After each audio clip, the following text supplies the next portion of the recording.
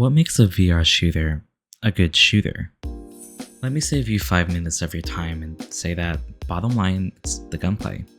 Each game has their own unique take on gunplay, and that's perfectly fine. Take Onward vs. Contractors, for example. Onward is a simcade shooter. It has realistic elements. How the gun feels and shoots alongside the gameplay is similar to something like Insurgency Sandstorm. No HUD, no respawns, and the guns feel like they're actually controllable. Contractors, on the other hand, takes a more arcadey approach, deriving from Call of Duty, where players are bullet sponges and it takes more than a single hit to eliminate someone, while the recoil feels random and strong to balance out the player's massive health pool. Of course, there's many other factors involved, but it all comes down to how the gun shoots, and you can't really have a shooter without guns. This brings me to hot dogs, horseshoes, and hand grenades. Nothing else really comes to mind when realism is brought up other than H3VR, as the community and devs call it. The main point of H3VR is to simulate firearms as realistically as possible, similar to games like Receiver and Receiver 2. Recoil is affected by how you hold your gun, the attachments you've got, bullet drop, etc., etc. Don't get me wrong, other games simulate these factors similarly, but H3's main purpose as a game is to give the player full control over their firearm. Mods even heighten this further, simulating things like malfunctions, which, don't get me wrong, are fun, but, annoying to deal with after a while once they come out. Now, I talk more about H3VR and how much of a wonderful game it is, but this video isn't about that. That's a good idea for a future one though.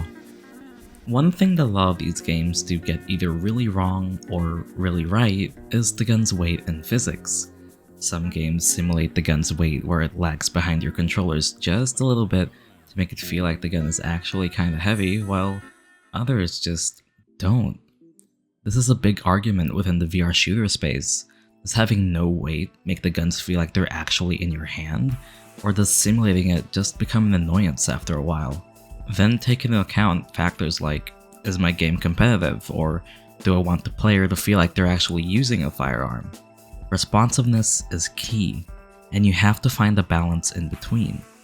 More so, do I want the guns to actually be an object in the game world and have physics happen to where doorways and corners need more attention to them? Or do I just say, screw it, this is Rainbow Six Siege now?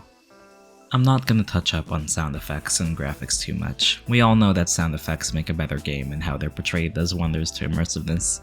Graphics have been talked about for years, and we haven't really gone anywhere with that argument, and you really don't need super high fidelity polygons to make a game that plays and feels good. End of story. See VTOL VR for more details.